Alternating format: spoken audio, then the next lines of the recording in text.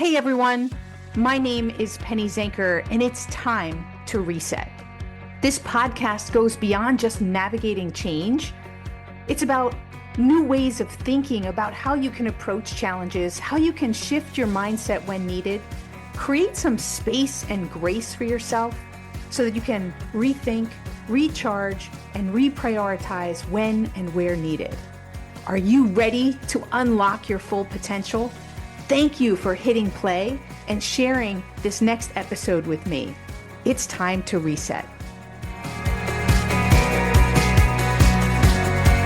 Hello and welcome to Take Back Time. My name is Penny Zanker and I'm your host. And today we are going to talk a little bit about mindset and performance and understand some real simple tips that you can shift your unproductive emotions to productive emotions so that you can get the result that you're looking for in terms of performance. Now, that's the key part that has us choke in the moment of how when we show up and we could be at our best, but we don't show up at our best, it's those unproductive emotions that show up. So today I have with me an expert in this space. Joey Klein is the founder and CEO of Inner Matrix Systems. It's a personal mastery training system for high achievers. He's also the author of the book, The Inner Matrix, Leveraging the Art and Science of Personal Mastery to Create Real-Life Results. And he's been interviewed by Self Magazine, Inc., Yahoo Finance, NBC, and of course, Penny Zanker. And for more than 20 years, he's studied a range of healing modalities from psychology to neuroscience to martial arts to meditation. And he synthesized the effective elements from multiple disciplines into a single approach that he says can help others train their thoughts and feelings to discontinue destructive patterns that engage their formidable internal resources to create powerful visions for themselves. Joey has worked for more than 80,000 individuals through his program around the world, and he does one-on-one coaching, and he's worked for Boeing, IBM, Dell, Google, Panda Express, Coca-Cola, and the World Health Organization. So without further ado, let's check out this conversation with Joey and myself around how we can shift our emotions from unproductive emotions to productive emotions.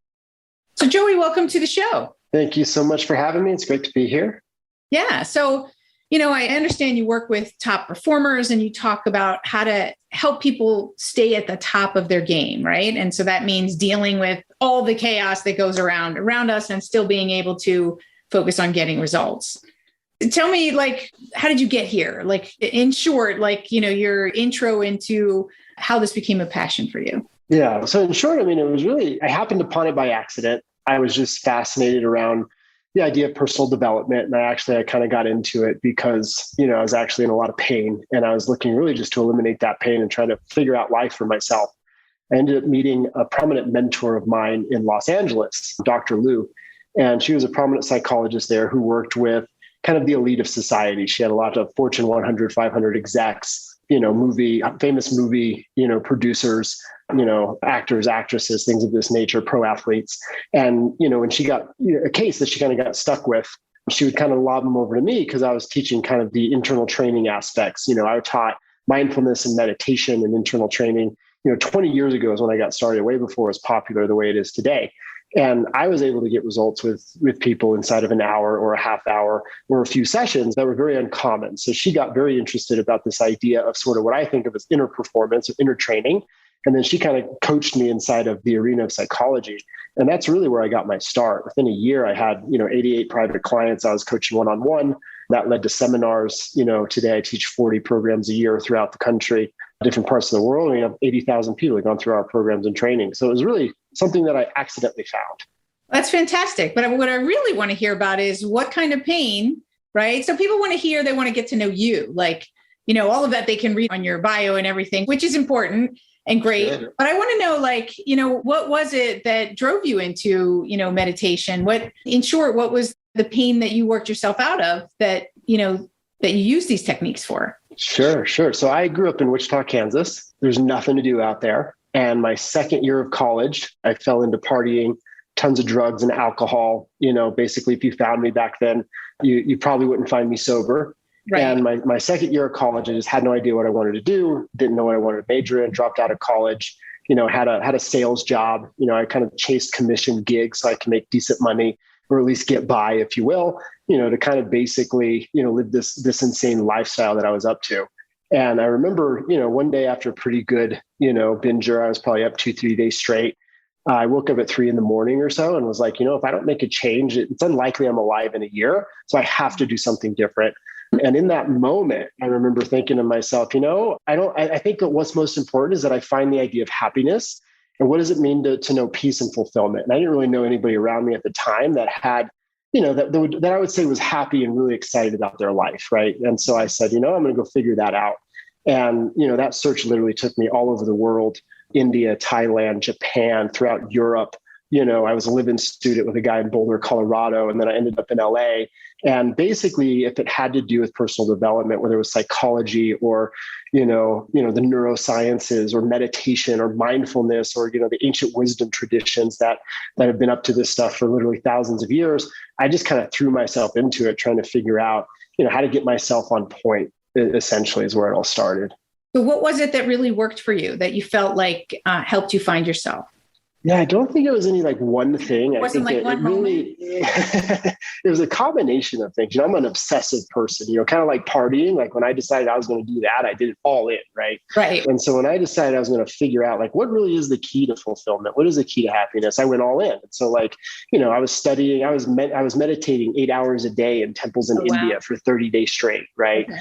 And then I met a Harvard-trained neurologist, and I was like, why does meditation work? Why is it that these people have been doing this for thousands of years, right? I studied Taoist meditation. And then he really helped me to understand the brain science behind why breath work, why meditation, why mindfulness was as effective as it was, right? And then I met Lou, who kind of taught me the psychology behind this, pattern dynamics, right? Where do our patterns come from in terms of emotional patterns, mental patterns that drive every choice, decision, and action that we make? And where's the root of that? And help me to understand pattern dynamics. And so it was through the last 20 years, I just kind of found a piece here and there that was necessary for the puzzle, so to speak. And then today, what I train people inside of is kind of the cheat sheet, if you will, of those entire modalities, where I kind of found the best of each of those practices and put those together, if that makes sense. Yeah, fantastic. Fantastic. I've been thinking deeply about some of the patterns that drive. Now you've got all this educational background, right? So I'm interested to pick your brain a little bit, right? We're going to have a little fun on today's interview, because I've been thinking about control and how it's weaved into our essential fabric, right? Is our desire and our need for control, and how it unconsciously makes us or drives us in certain directions and creates procrastination or perfectionism, which I talk about in my book, right? And where that balance is, so that it doesn't become obsessive, right? So you talked about obsession. I'm just curious on your take on that. Is how does our relationship with control play a role in, us finding this high performance? Yeah. So I think that the more a human being tries to control something, inherently, the more out of control they become, right? And I think that most people who strive for control, I definitely know I used to be a control freak, right? Definitely would fall into that category. And what I found was the need for control, really comes from this desire or core need to essentially feel safe in one regard or another. If I can expect what's coming, then I know it's going to be okay. I know I'm going to win. I know I'm not going to lose. And then that translates to I'm not going to feel pain, right? But the reality is there's a lot more that we just can't control in terms of ourselves and the world and that which happens than what we can influence and control. And I think that acceptance around that the idea is not to control things, but rather to pay attention to the influence of things is what makes a difference. Yeah, I totally agree. I also say that the more we chase something, the less we're going to have of it, right? And control is, we try to control everything and everyone, and then we're going to be more out of control than ever. So I'm a recovering micromanager, so I can speak like that. So good. So what are some tips, with that in nature? What are a couple of tips? You talked about breath work, and I think people underestimate, right? We breathe every day. So we don't think about it. We don't think about that as a tool that we carry around with us every day. So perhaps we could just take a moment to talk about a couple of tips there on how people can bring out high performance with just that thing they carry around every day.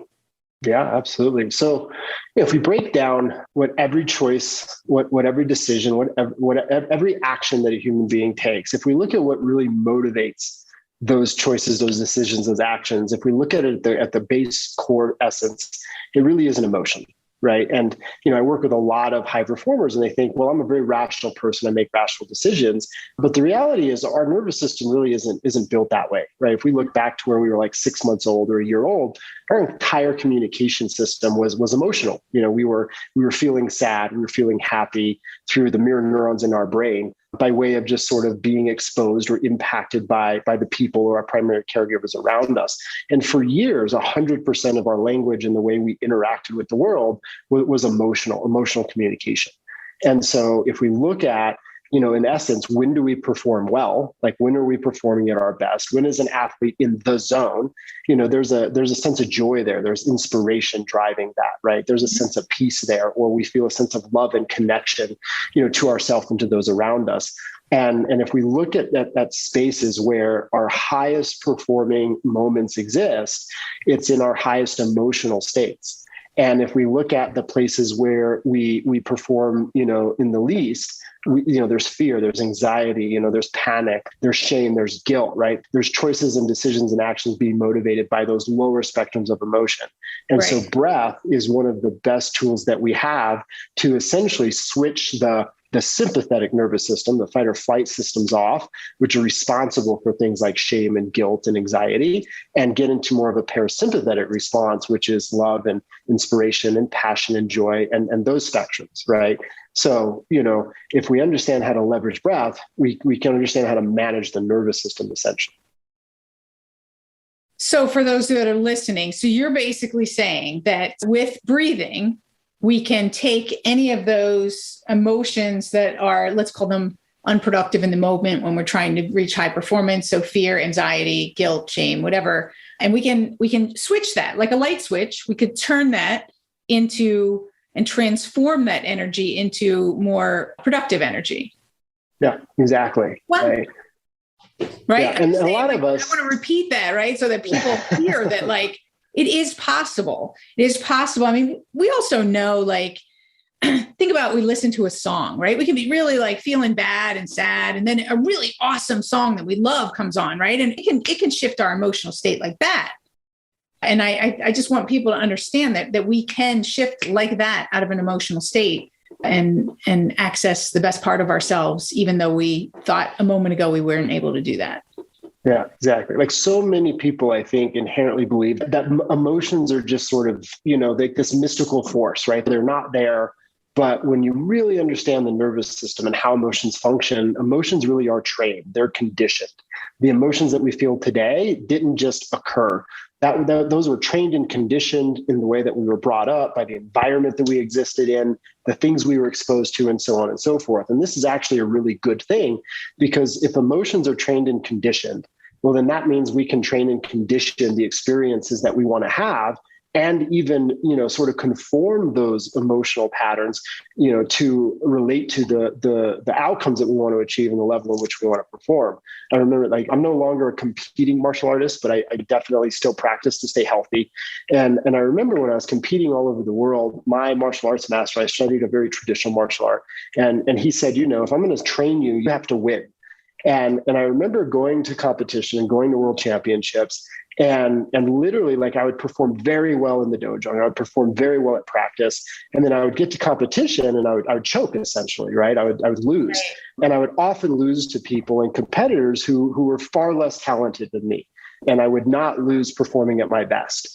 And that used to be so frustrating to me. And people would come up to me after competition, people that I trained with well, and, right. My buddies and whatever. And they'd be like, dude, I thought you had that. I was certain you were going to win. What in the world happened there? That guy's not very good.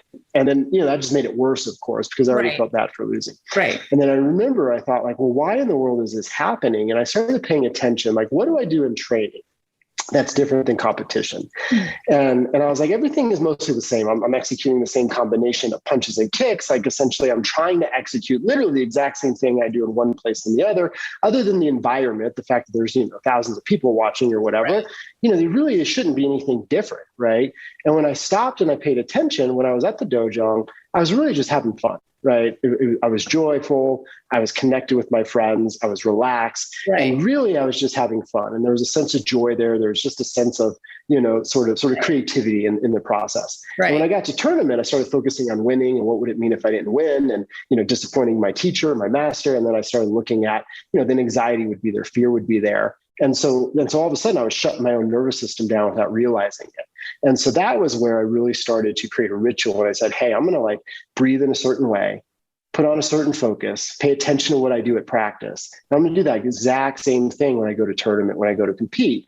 And, ultimately I didn't make any change in my training regimen, any change in nutrition, nothing. The Right. only change I made was I would turn on my state and I would make sure that I was in that experience of fun and joy and kind of creativity before I would compete.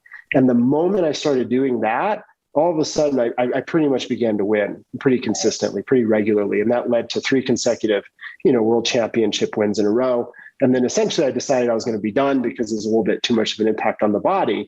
But that was where I really understood and learned the distinction of emotion and performance. Yeah. Yeah, that's great.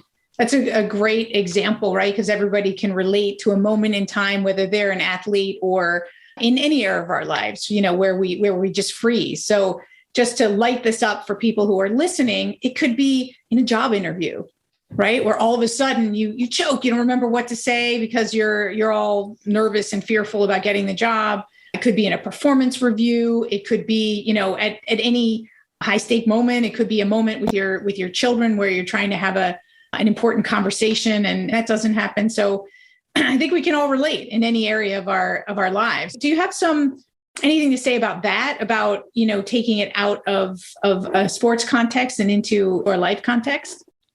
Yeah. At the end of the day, where we train emotion and the more frequently we do it, the better we're going to get at it. So if we notice that we feel overwhelmed at work and we just attempt to, be calm and inspired and passionate just at work, well, we're probably not going to be very effective because, the reality is we're not just overwhelmed and anxious at work. We're overwhelmed and anxious at home because we have one nervous system. We take ourselves everywhere we go. Mm-hmm. So something that I always encourage, the people that I train to do is hey, pick one emotion or state that you want to start with, that you want to train. And maybe it's just a sense of calm, when you first begin, hey, I'm just going to note where I am and see if I can get to a place of calm or peace or, a general sense of just being connected to myself, right? Or maybe it is inspiration, right? Pick one quality that you're just going to sort of try to bring throughout your day. And whether you're, at home and you're hanging out with your family, it's check in occasionally. If I'm not there, can I get there? And then when you go to work, it's the same quality. Hey, am I there? If I'm not there, can I get there? Because we have one nervous system. So if we pay attention, if you ask yourself the question, what did I wake up to today? We all woke up to something today. Some of us, we woke up, there was a bit of anxiety. Some of us woke up, we were sad, right? If you're like my dog Spence, he clearly wakes up every day and is just lit up, he's bouncing on his hind heels and super excited to be alive for the day, right? Some people hop out of bed and they're just joyful and the lights are on and they're passionate and they're just ready to go. And if we pay attention, we typically wake up to the same thing every day. Right? There's a habit, there's a routine of emotion and feeling. And so if we can start getting clear on what we want to feel and we can learn how to train that, how to turn that emotion on, before you know it, it becomes a reflex and it is what we take to every part of our day. Yeah.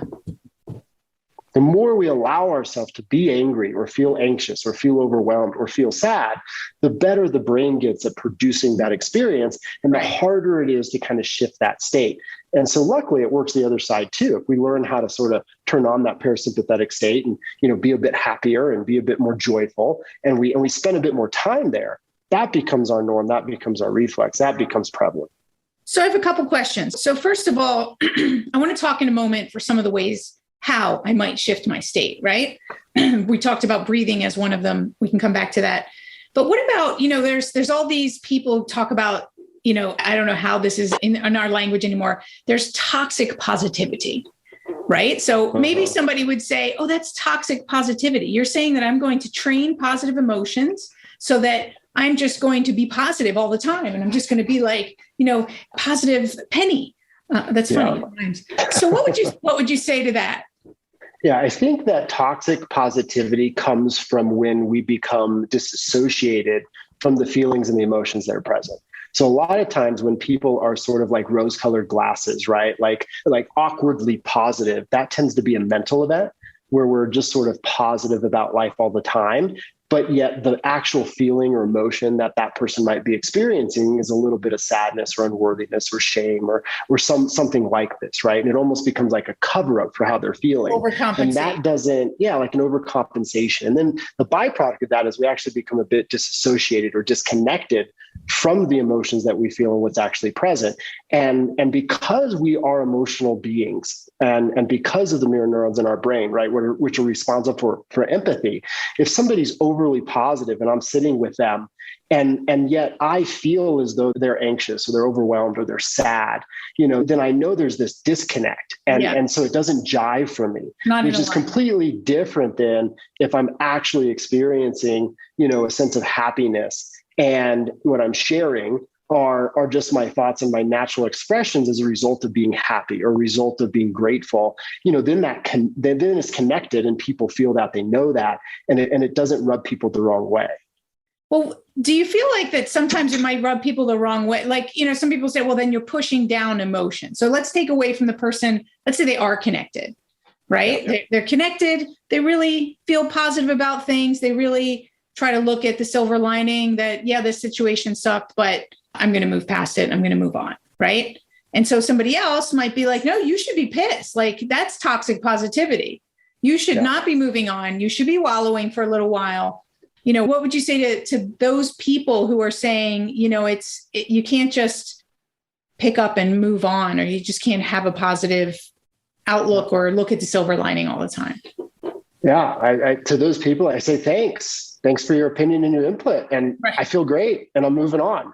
Right. Because what I find is the idea of influence, by nature, if I'm a joyful person, right. And it's not that we're always going to feel joyful, right. That's just not possible. Like it's healthy to feel sad sometimes or, to feel shame or to feel guilt. But if we get caught there, right. If we get trapped there, that defines our experience of life in a certain way. And then it really limits what we can produce, what we can create in the world. Right.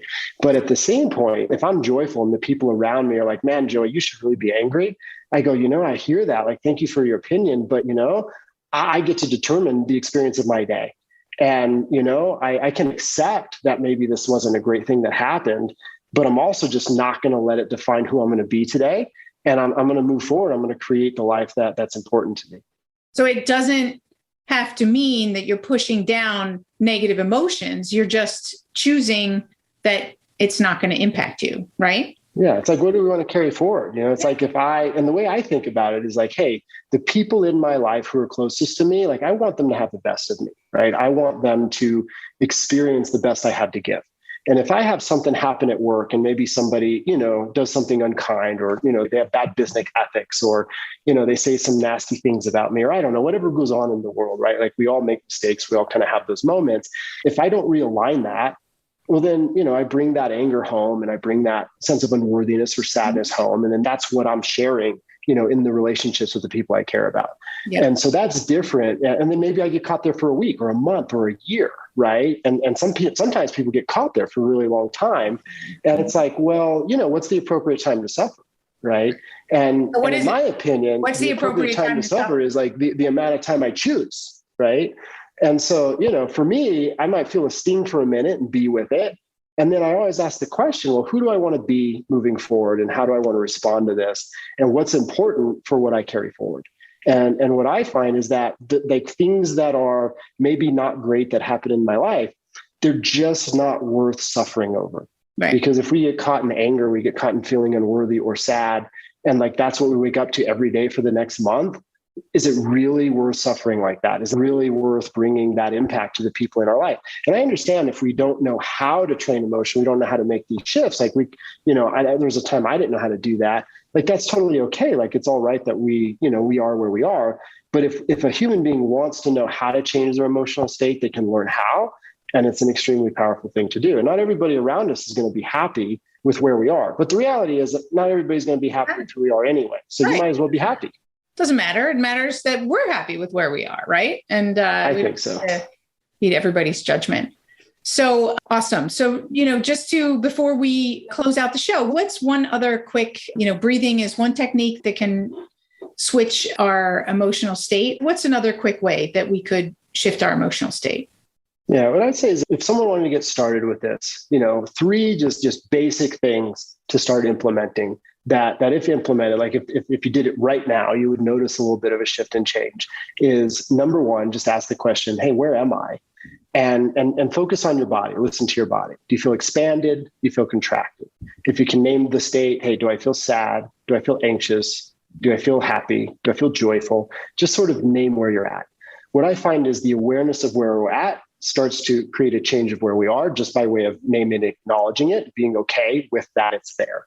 Right. And then step 2, just take 2 or 3 deep breaths and do so through the nose. When we touch the tongue to the palate of the mouth, we take a gentle but deep breath in through the nose. It stimulates the vagus nerve in the back of our throat. And that tells the parasympathetic nervous system, hey, everything's okay. Let's relax a little bit, like we're safe, okay? It sends a signal to the brain that way. And so you just take a deep, full breath in through the nose, find that top breath, and then exhale. And then you let all your air out, maybe 2-3 times. And then from there, like if you're going to train an emotion, just pick something and then start to just focus on it.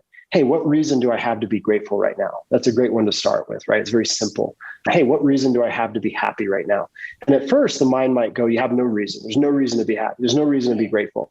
And you got to kind of override that because that just might be the habit of thinking that we've gotten inside of. But if we stop and we really, just take 30 seconds, a minute, and pick one quality. Hey, what reason do I have to be grateful right now? Just start with the simple things. Like I'm alive.